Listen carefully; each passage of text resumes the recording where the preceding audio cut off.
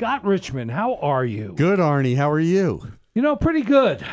We've talked before about all of the headlines that we read, all, negative or, fake news. But one thing that really is not fake is the challenges that young people face in the country. Agreed. Not only shootings at school, which we've had discussions about and we'll have continued shows about, and how do we deal with that tragedy. But we have this opioid epidemic in the United States. Yeah. And we have one that we don't talk about very much, but we are going to talk about today on the show as part of a broader discussion, which is teenage suicide. Montana's teenage suicide rate is twice the national average. Why, Arnie? And let me, before I answer that, and among Native Americans, it's 3 times the national average. And it's a combination of many things. There's been a lot of studies. There have been a lot of inquiries around it related to the availability of guns, because 65% of the suicides are guns, gun related, and right? Hangings, and it's all horrible to talk about. But it's guns and alcohol and cutbacks in mental health services and unemployment and despair on reservations and the rural nature of the state. I mean, we don't have any counties in Montana, I think, that have more than 60 or 70 residents per square mile. Sure, right. So you got isolation, you got deprivation, you got economic, issues, you have, alcoholism, you have all of these things mashed together, and it has its most profound effect on young people. Yeah. We also have a pretty high suicide rate among veterans here, which is a part of the whole discussion about post-traumatic stress and and the loss of a family when you leave the military and you come back to civilian society and nobody pays much attention to you after you've been the focus of attention for so long. But today on today's show we have Eric Cooksley, who is the executive director of the Boys and Girls Club of Flathead Reservation in Lake County. And we want to hear about all of the positive things that the Boys and Girls Clubs do. They used to have a slogan years ago, which I like, which was the club that beats the streets, particularly in urban areas. I want to talk about all the positive things they do, but I particularly wanted him as a guest because Lake County suffers among the highest counties in the whole United States in terms of teenage issues related to suicide. and alcoholism and drug use and all those sorts of things. And I want to ask him the question we should ask him: why is that, and what is the Boys and Girls Club prepared to do about it? And where do they and their funding and how much funding and their growth? They're building new facilities in both Arnie and Polson. They're part of the National Boys and Girls Club organization. That's 4 million members. I think the national spokesperson over the years have been very high-profile people who have personal experience, or when they were growing up, the Boys and Girls Club became a refuge from their life, including people like Denzel Washington was a national spokesperson for the Boys and Girls Club and mentioned on many occasions how did you meet him, Arnie? These folks. You met him. I mean, this is a community leader. I know you know so many people in the community. I was on the board of the Boys and Girls Club here in Missoula. That's what I thought. Yeah, and I did some work for them, and I've been involved off and on in other capacities, youth organizations around here. But in this particular case, I think the connection was because of my past ties with the Boys and Girls Clubs, and also I was interested because of the metrics of the place that they're trying to provide service.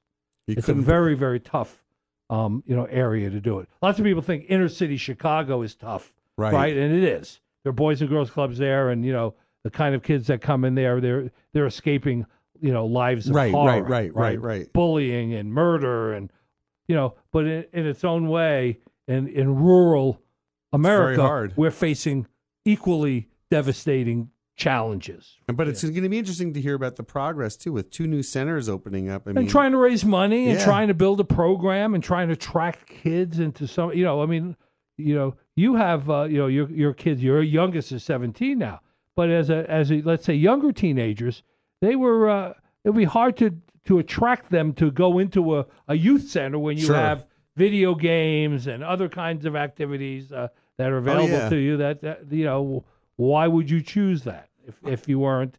What would motivate you to choose that as an alternative? And I want to talk to him about not even the phenomenon anymore, but it's just the way of life of how teens use social media. And I'm not talking about Facebook. I'm talking about everything else that they use and Twitter to communicate and mobilize. Well, like Parkland is a perfect example. Those kids really were faster than anybody else. I'm fascinated with that, and I think you cannot turn back time. That is just now what's going to happen moving forward. And as new technologies come up, as part of his job, how he keeps in touch with these kids. Yeah, 250 years we've gone from one if by land, two if by sea, to instantaneous, multifaceted communication. It's phenomenal, but it makes his job probably harder in some instances, in some instances a lot easier. And let's ask him about that. Let's talk about technology. You and I just got back today. We were at a conference, and what was the big topic? It was technology. Right. So, it certainly is impacting them, the Boys and Girls Club. Anyway, I'm looking forward to it. I can't wait till artificial intelligence takes my job. Well, it's funny that you say that. I think you're right. I was thinking this yesterday. Wouldn't it be nice to think of something and then have it transcribed into a text message and just to be able to do it that way? But I'm also more concerned, as much as I like to joke about a robot taking my place, about the Uber car and the driver that killed a pedestrian. No. So that those self-driving cars are, still need to be further. Funny. But man needs to be the intermediary. You cannot just rely on technology alone. Right, and what's happening is people are relying on it. I know teenagers, as you do, who couldn't write a handwritten letter anymore to anybody. They couldn't spell correctly. They couldn't punctuate correctly. You're right. And they don't care whether they do or not. But then there are some kids that belie that, and they're reading more. They're reading more books. They're curious. So, yes, you're right. It is. There's a lot going on, but technology certainly plays a role. And let's talk to Eric about that. It'll be a good conversation. Looking forward to it. Okay, you are listening to What Do You Know? Proudly sponsored and supported by Don Maddox, Engel & Volker's Premium Real Estate, Frontier Western Montana. We will be back after these words. We are back. Eric, welcome to the show. Well, thanks for having me, Arnie. Before we get into all the great things that the Boys and Girls Club are involved in on the Flathead Reservation in Lake County, tell me about your background. How did you get involved in this? Originally grew up in Oregon, southern part of the state, in a small community. And so from the perspective of youth and opportunities for youth in small communities, can relate to that. And moved up here. My wife is from the area, and so moved up here and worked actually in the high school there for a few years. And this job came available. Have always had a desire to help kids, but also enjoy all the other pieces of running a nonprofit and working in fundraising and things like that. And so this was a really natural fit and really enjoy it. Sure. Where'd you go to school? As far as college, went to Walla Walla University over in Eastern Washington, and got a degree in communications and marketing over there, and have been a bit of a vagabond ever since until I got here. I love hearing that. When did you get and you made your way over here when? So we moved over here 10 years ago this summer. Got it. Okay. Moved over from Bellingham. My wife was getting a degree in special education. Arnie and I love Bellingham, by the way. It is a very unique place where it's beautiful a lot and the sun shines about 50 days a year. Yeah. You have to find that banana belt area, right? Yeah, exactly. Like in Sequim or whatever, in order to get some sunshine. Yep. Many of our listeners might consider or think that you have to have a social work background or a psychology background to run a Boys and Girls Club. But from my past experience in my early career, I was involved in youth work. You quickly run into being a manager and marketer, and all those things are necessary in order to do the things so that other staff people in the organization can help and work with kids. You got to raise money. You got to build buildings. You got to provide salaries. You have to do all those sorts of things. And so, your training and background at Walla Walla probably served you well for the position you're in. Yeah, I would definitely say that, to kind of springboard off of that, what I found is when I first came on board, I was doing a little bit of everything. But as we've grown as an organization, you really have to narrow your focus and get other good people to do the other pieces, because you can't accomplish the things that you want to as an organization. And you really can't serve the kids as well as you need to without having people with specific skills in a variety of areas. It doesn't work otherwise. Mm-hmm. Mentioned in the introduction the challenge that young people face, in general, but specifically in your area with opioid addiction and issues related to teenage suicide and alcohol use and all those sorts of things. What's been your experience with the kids that you're working with in your area related to all of this? We've done a lot of programming focusing on those kinds of things, but I would say probably the anecdote that encapsulates it for me is my director of operations and I were having a conversation, 4 or 5 weeks ago, about what the club does and how do you communicate that to people. And I said, really, at the end of the day, we save lives. And she comes back the next day and we're talking and she says, I thought that was a little melodramatic, you describing it that way, until last night when I got a text message letting me know that one of the kids from one of the local high schools had committed suicide. And this kid's a 15-year-old that with this new club that we are developing in Ronan, there'll be a full teen center where somebody like that could have found a place to belong and a place to become what they want to be. And not that we're the only thing where they can find that, but we're definitely, that's our bailiwick. And she said, that's not at all out of the realm of what we can accomplish, because, really at the end of the day, if we can give a kid a purpose and a place where they feel they can accomplish what they want to, you can save lives. Right. And you can provide an alternative to desolation, isolation, scarcity, feeling you're all alone, feeling you don't have anybody that understands you, absolutely, bullying. I mean, all those kinds of issues that teenagers go through. Exactly. I was going to say, what are the conditions when you find a lot of these kids? Like, what's the backstory that then brings them to you? So, we could have the unfortunate part is, as far as the perception of Boys and Girls Club is, that's the place where the quote unquote poor kids go. Well, the reality is, right, our mission statement is we are there to engage and inspire all kids, and especially those who need us most. And I think, that the term that gets thrown around a lot is at-risk youth. And at-risk doesn't mean necessarily that you're poor or that you're this or that you're that.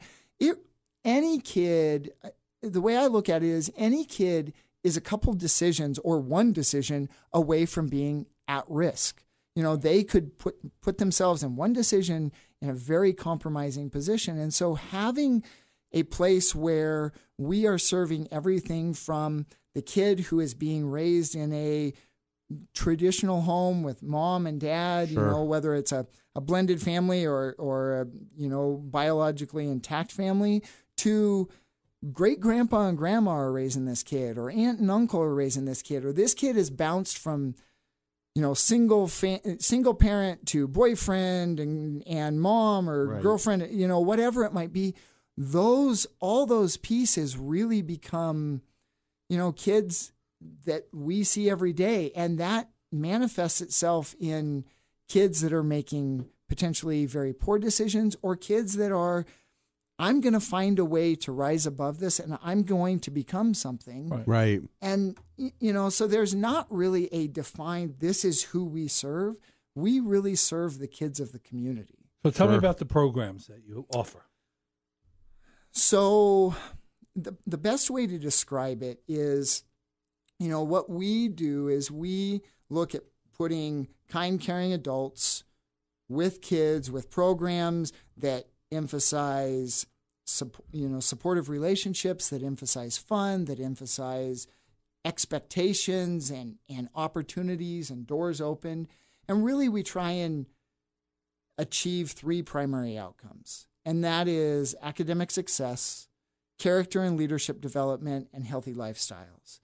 And so that's obviously a pretty big scope. But what that could look like is it's everything from homework assistance and tutoring and things like that, this last November, we, our Ronan Club had 30 kids from middle school and high school that were on the honor roll. Now, the reason that's significant is the year before, we weren't serving 15 kids a month in that age range. So we've grown there, but we've also impacted those kids pretty significantly in how that outcome happens. But anything from that kind of stuff to community service, engaging with the biostation up on the lake, University of Montana Biostation, or the tribe in a number of different ways, Salish Kootenai College, to healthy lifestyles, working with the local hospitals, doing diabetes prevention programming, doing drug and alcohol abuse and risky behavior prevention kind of programming. This last summer, we did a pilot program that was the first time it had been run in a Boys and Girls Club anywhere, and it was called Meth and Culture Don't Mix. And really, it was taking people from the community and bringing in, and in 9 sessions, we had 17 different speakers come in and talk to these kids. And it was everybody from law enforcement to former athletes to people in a variety of leadership and cultural leadership kinds of roles, talking to them about the reality of meth. And not just, don't do meth, but here's how it affects your family. Here's what, if you try it, this is what happens. These are next steps. Yeah, that's what's going to happen. You might like it at first, but understand this is what it's going to do to you in the long run. And it was interesting because we had kids that started out with kind of that arms crossed, I've heard all this before. And by the end of it, they're asking questions like, so if my parents are using, how do I get them help? If my friend is using, can I get in trouble? How do I talk to somebody who I think might be doing that? And so, that's transformational in the approach to how you're transforming a kid's life and making not just an impact on that kid, but really a generational impact on the community as a whole. And those are the things that we're starting to see, gradually move, and then you look at summer, and so we've got kids doing everything from going to Glacier for a week to camping or hiking and quite a bit of biology and STEM and those kinds of things all up and down the valley, doing things with invasive species up on the lake, to we're working right now on, and we haven't solidified all this, but working on a project for having the Missoula Children's Theater come in and do kinds of things. And you're changing the direction of a kid's life. I mean, you're literally making a big a right-hand turn or a left-hand turn for them where they were going in a place that was just didn't have a good outcome. Yeah, or for those kids that are making good choices, reinforcing those so that so they continue to be that leader. Eric, how many kids a month are you seeing? Yeah. Well, so I think the easier way to explain that is, so last year we served between our 2 locations 599 kids. On the average day in Polson, we're serving about 40 kids a day because we're in the basement of a church, and we have a year-round waiting list there. In Ronan, we are in an old Ford dealership that's about, it's about 4,000 square feet. We're serving anywhere from 65 to 85 kids a day. This is after school. In summer, we're serving 80 to 120 kids. That's impressive. That's a lot of kids. Where are they coming from for Ronan's? So as far as Ronan and Polson, they're coming from those two school districts. So Polson kids come from that school district. During the summer, though, Polson stays pretty consistent on who the kids are, just because of, there aren't a ton of numbers. Ronan, we're serving kids all the way from Arlie, on up to Pablo, because a lot of those kids, because we're open from 8 in the morning to 6 in the evening, a lot of those families that are working for somebody in one of the larger communities, bringing their kids up. We know we have a safe place where the kids are going to get 3 square meals a day, and they're going to get, all kinds of activities. So they're bringing them from, Dixon and Mission, St. Ignatius and Arlie. Much broader area. Yeah. What are the ages of the kids? So right now we serve, the majority of our kids are 6 to 12, 13 years old. Okay. Boys and girls clubs in general are meant to serve in 6 to 18-year-olds. So with our new facility, we'll have that full teen center to be able to serve that demographic that just from a space perspective, we can't. You can't accommodate. And what's the boy-girl mix now? So right now, for this last year, it was about, I think it was like 58-42. That's impressive. 58% boys, 42% girls. Wow. Yeah. So you mentioned on a couple of occasions, the facilities you have are inadequate in their new facilities. Sure. So tell me about your plans now for building what you need. Sure. So we are in Ronan. In November, we were able to purchase free and clear the Total Home Furniture Store, which is a 19,000 square foot facility. Easily accessible facility right on the main road. Right. And 2 blocks from the school. That's With that great. comes 2.5 acres. And so in that, you'll have a youth center, a teen center, full commercial kitchen to be able to, we have a feeding program. I can explain more about that in a minute, but it will give us opportunity to have a full-blown art center within that. Learning centers in both of those facility, or both parts of that facility, as well as just the space to really serve kids well and get those volunteers that can offer that expertise that we can't either afford or don't have on staff, that have a place where, I want to be part of this. I want to be here because I'm comfortable here. Right. What about your other location? What's going on there? So our other location in Polson, the hospital in Polson is St. Joseph Medical Center. It's part of the Providence Medical Group. Right. They have given us 1.8 acres across the street from the middle school and the high school to be able to build a facility there on that space. It's through a 99-year lease and that kind of thing. But that facility will, again, give us capacity in Polson to be able to serve 200 kids a day. The one in Ronan, a little bit more than 200 kids a day. So we'll go from making it work to really having capacity to really impact a generation community-wide. Sure. Are there transportation, issues? Issues getting kids there? So in the after stage? So in the after school time, because of our proximity to the schools, they do a little bit of busing, or the kids walk over. I see. And because of the proximity to the middle school, like in Polson, the younger kids will get bused there. The older kids will be able to walk across the street. In Ronan, we're 2 blocks from that campus. Right. So that'll be easy access. And then the Pablo school part of that, they'll just bus them. What about evening programs? I mean, lots of, the kids have lots of time, in the evening to. Sure. So right now we are open 3 in the afternoon to 7 in the evening.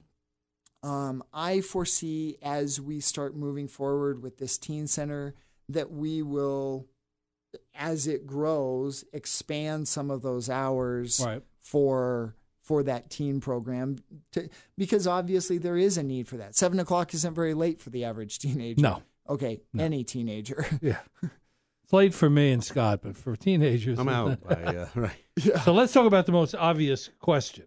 Sure. Money. We like that. And you need more, right? That's true.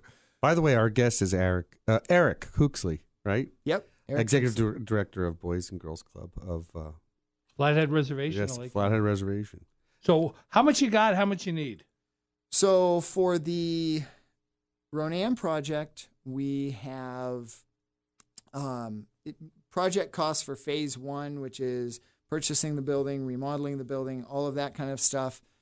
It's $2.5 million. We have raised 1.75 of that to date. There are some other things in the works, but until the money's in your bank account, you don't really count it, right? Right.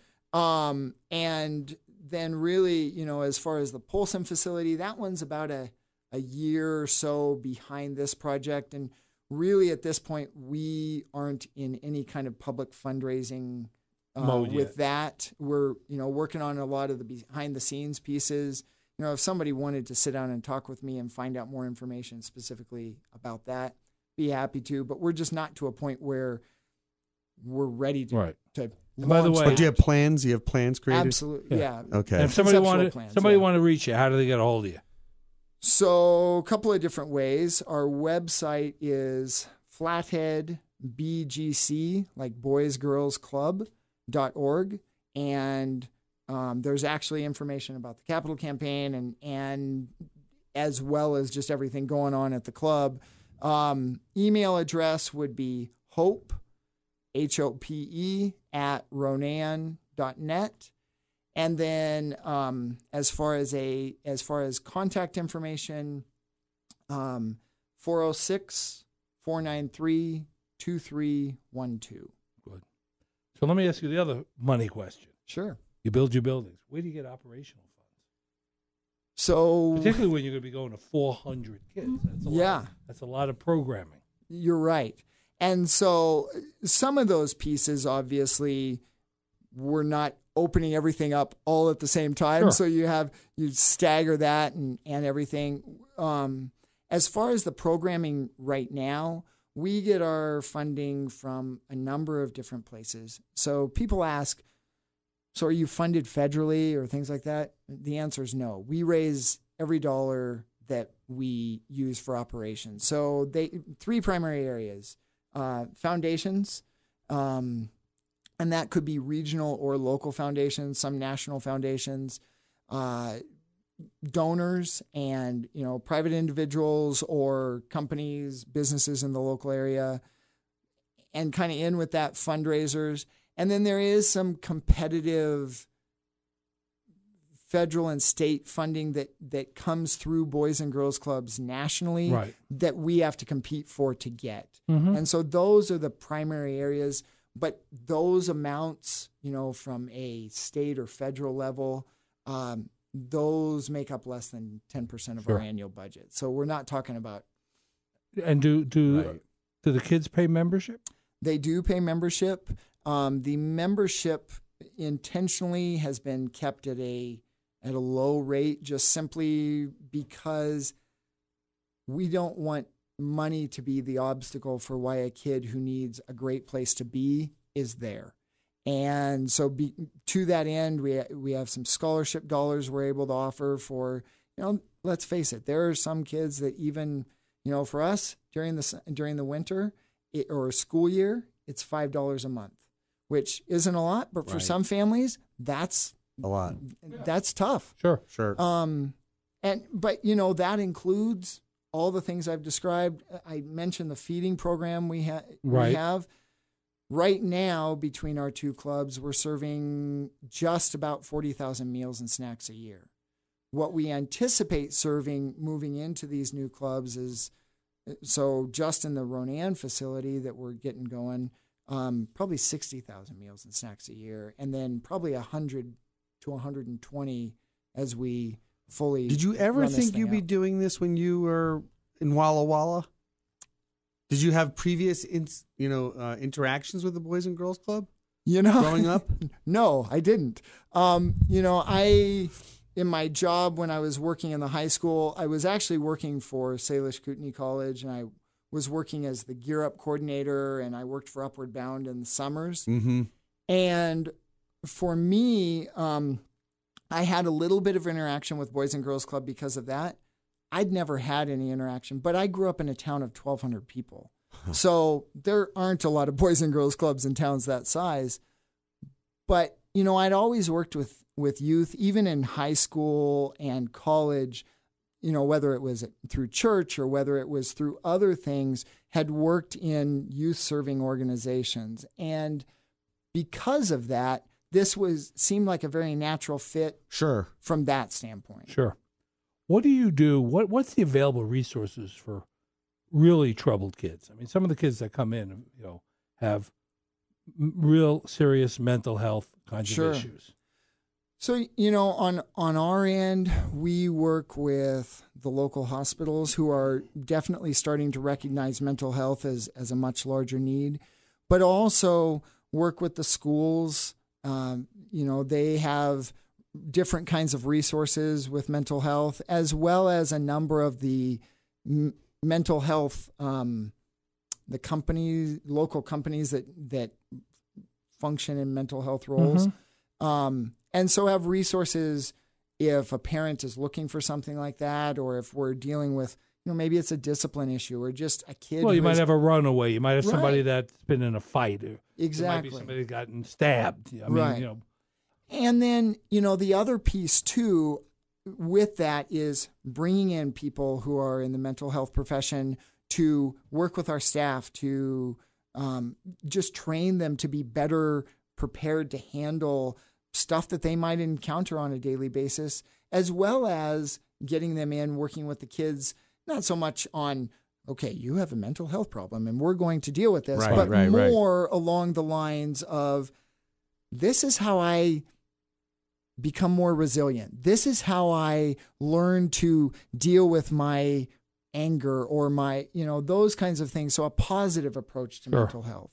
Sure. Wow, I'm just watching you, and you have boundless energy. You're laser focused. This is not for the faint of heart, this type of job. I mean, this is you're seeing a lot. Reality's coming at you all at once. Yeah. And I'm just curious how you deal with that. I mean, because that's... Well, it's not only just reality comes at you all at once. You're dealing in an environment where, somebody could walk in with a gun. I mean, just like at Parkland School. Nobody anticipated that would happen. Sure. And it happened. You got the combination of, drugs and alcohol and weapons and boredom and anger and it's not an office isolation. Job. That's a bad elixir mixed together.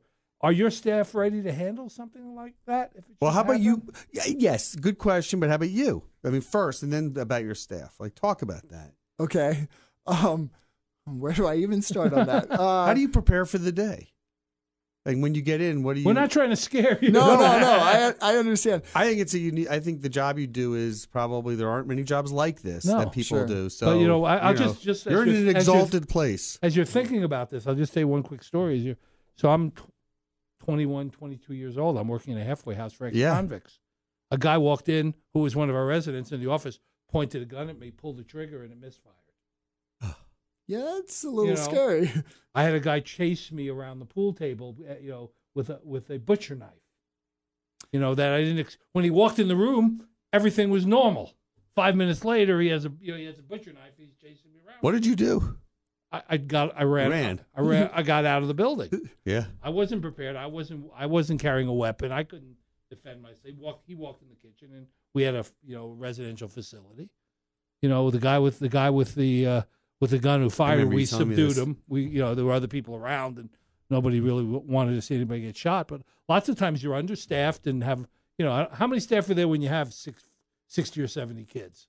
So as far as the staffing, we staff on a ratio of one staff for every 10 kids. Mm-hmm. So, and that doesn't include volunteers or things like that, because you just from day to day don't, it's a volunteer, right?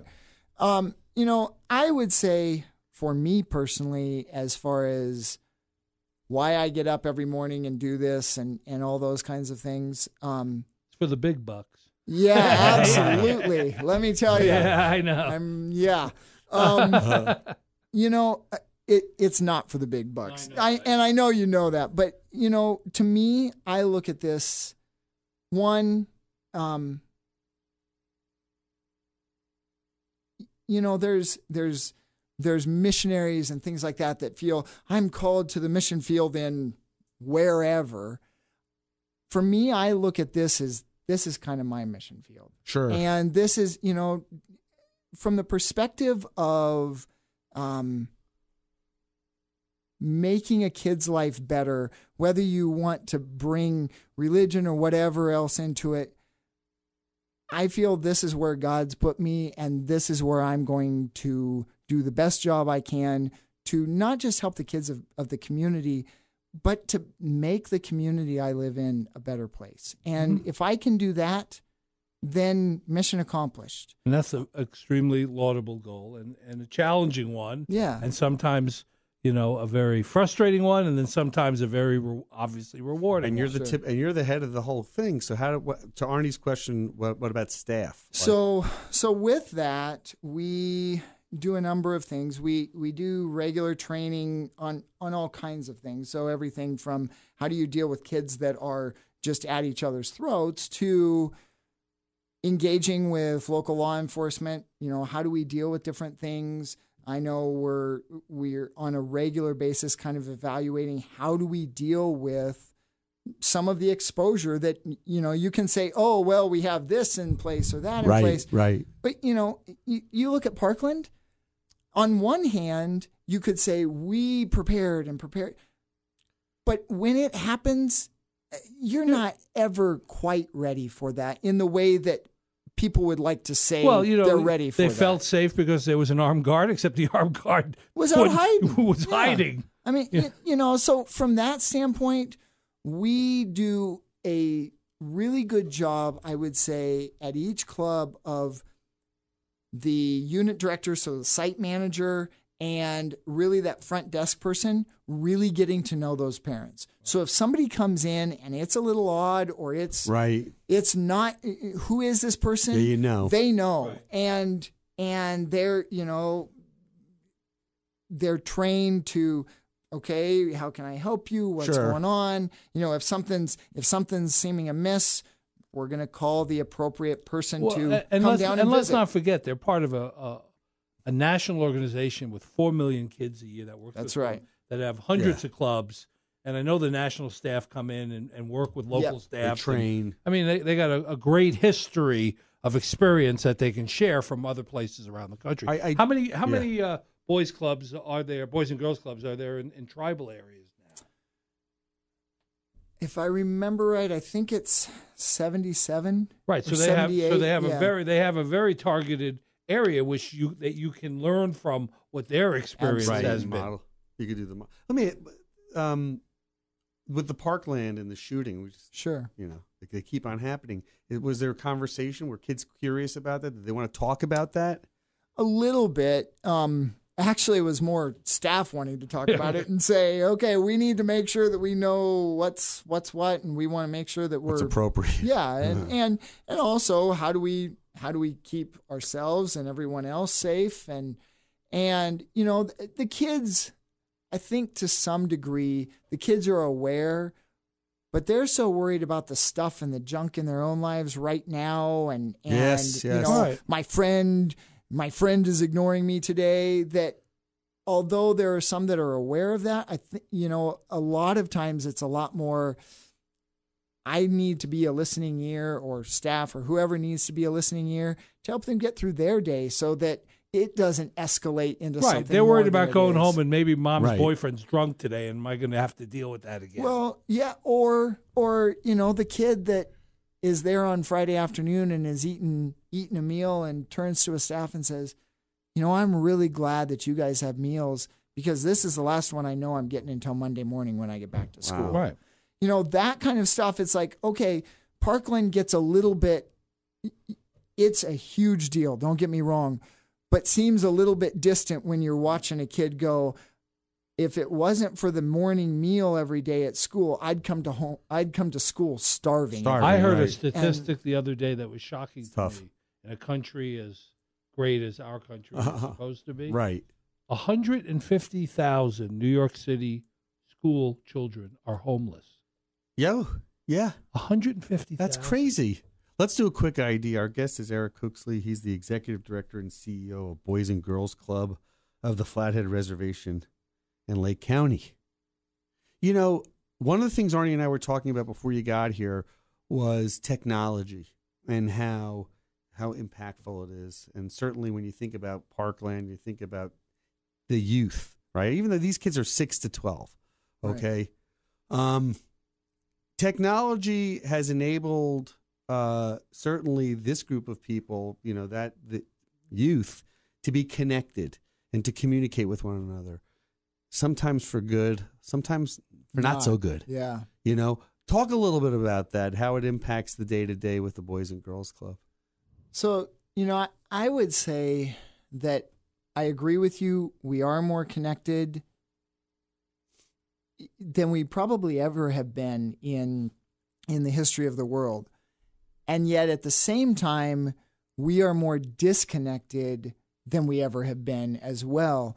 And although we use technology at the club and use it quite a bit, what I find is a lot of the activities that we're doing at the club, a lot of the programs, you know, the increase in STEM. And if I say STEM, do you guys know what I mean? I know what it means, but you want to tell us. Science, technology, engineering, and math. Right. Put a little art in there and a little, you know, little other things. Yeah. Really, we try to use technology as much as possible as a tool.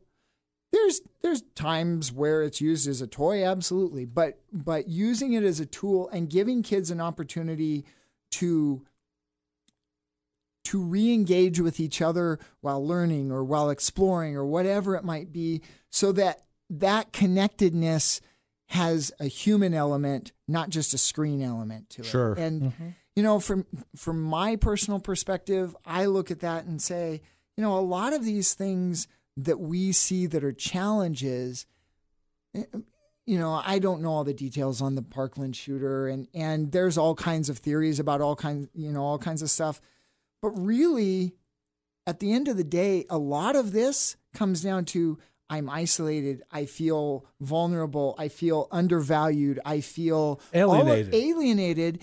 And if we can use that technology to accentuate building those relationships and getting kids engaged with kind, caring adults who really are worried about them as people. Sure, right. And then give them opportunities to learn to work together and play together and learn to become friends in a non-judgmental, open to what's out there kind of possibility, then I think we're going to end up with a much better, I don't want to say end product, but for lack of a better word, kind of end product than if we go, here, we're just going to stick technology in front of you and that's going to be the answer. Well, it's not a babysitter. Yeah. Since the kids are, you know, between 6 and 12, do you keep tabs on them and track their progress or lack thereof after they leave? To some degree, because of the limited space, we have up until this year, basically 6th, 7th grade, kids start walking out the door, 5th grade, really, kids start walking out the door because I don't want to be with those 6 and 7-year-olds. And what we're finding is we're increasing our program in those other areas. So we're keeping tabs much better on them. You know, and some of it is the transient nature of youth work and things like that. You know, we have built much more consistency over the last 3 or 4 years. But even with that, you know, a lot of our staff are college students, some very mature high school students.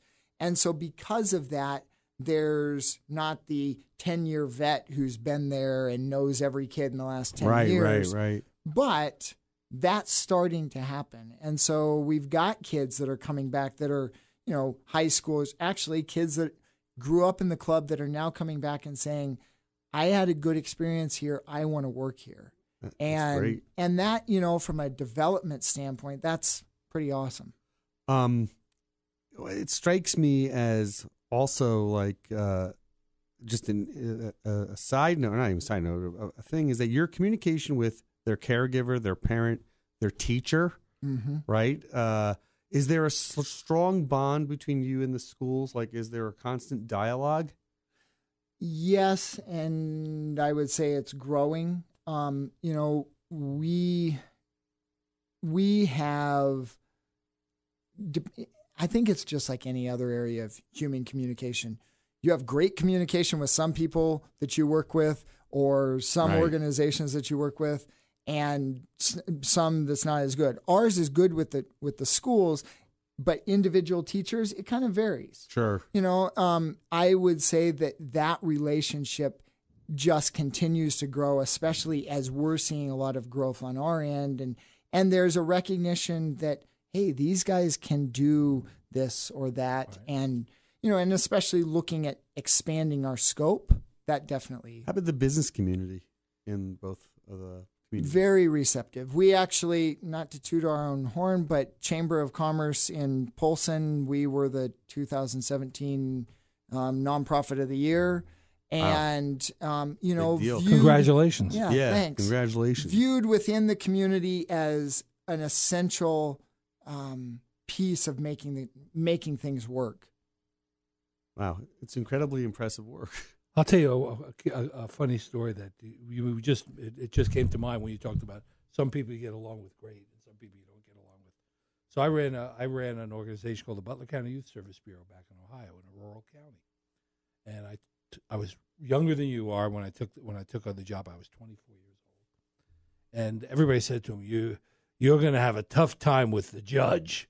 The judge is like a hanging judge, and he's not going to work with some 24-year-old, and you're gonna have big troubles here." So I go in to see the chief probation officer for the judge, guy that's passed on, a guy named Jack Milbauer, and he sat down with him, and he said, "Where the hell are you from? You're not from around here. You're not from these parts. You must be from Oregon." No, he said. Yeah. And I said, "No, I came, from back east." And I said, "Where'd you go to school?" I felt a little intimidated. This guy's in his 50s, and Sure. He said, so I told him where I went to school. He said, that school's terrible. He said, where'd your father go to high school? And I said, I told him he went to James Madison High School. He said, what class was he in? He said, I graduated 3 years after him. How can I help you? Just because he went to the high school my father went to. Just by coincidence. He was probing. He wanted to see, and because of that connection, it turned out that I had ended up, I didn't have the best relationship with the judge, but I had the best relationship with the judge's chief of staff, which was just as good.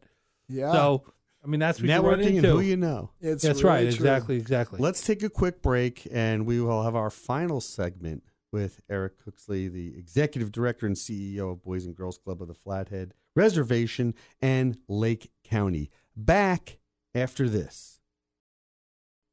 All right, we are back. Eric, who do we have in the studio with us? We have Jeff Schulte, who is one of our capital campaign committee members, as well as also helping with leading this renovation project in his spare time.